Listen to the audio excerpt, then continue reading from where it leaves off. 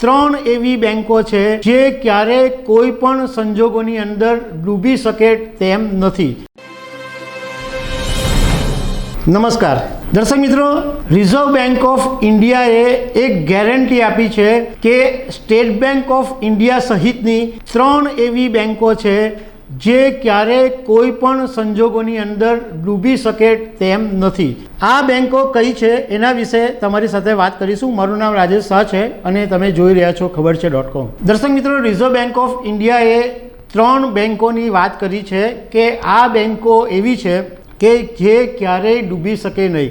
એનો મતલબ એવો નથી થતો કે બાકીની જે બેંકો છે એ ડૂબી શકે, પરંતુ આ ત્રણ બેંકોની જે રિઝર્વ બેંકે વાત કરી છે એની મજબૂતાઈ અને એના જે નાણાકીય સ્ટેટસ છે એ બધાને આધારે રિઝર્વ બેંકે એમ કીધું છે કે આ બીજી બધી જેટલી બેંકો છે, જાહેર ક્ષેત્રની બેંકો, કોમર્શિયલ બેંકો અને એ બધી બેંકોની અંદર આ ત્રણ બેંકો એવી છે કે જે નાણાકીય રીતે તો મજબૂત છે જ, પણ બીજી અનેક રીતે પણ ખાસી એવી મજબૂત છે। તો રિઝર્વ બેંક ઓફ ઇન્ડિયાએ જે ત્રણ બેંકોની વાત કરી છે એમાં એક સ્ટેટ બેંક છે, એક આઈસીઆઈસીઆઈ બેંક છે અને એક એચડીએફસી છે।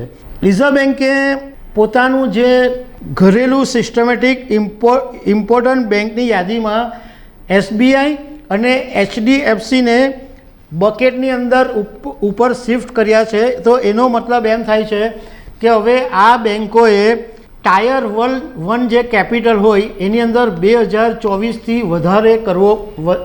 વધારો કરવો પડશે। એટલે એનો મતલબ એમ થયો કે આ બેંકોની મજબૂતાઈ વધારે મજબૂત થશે, એટલે આ બેંકો ક્યારેય ડૂબી શકે નહીં એવું રિઝર્વ બેંકનું કહેવું છે।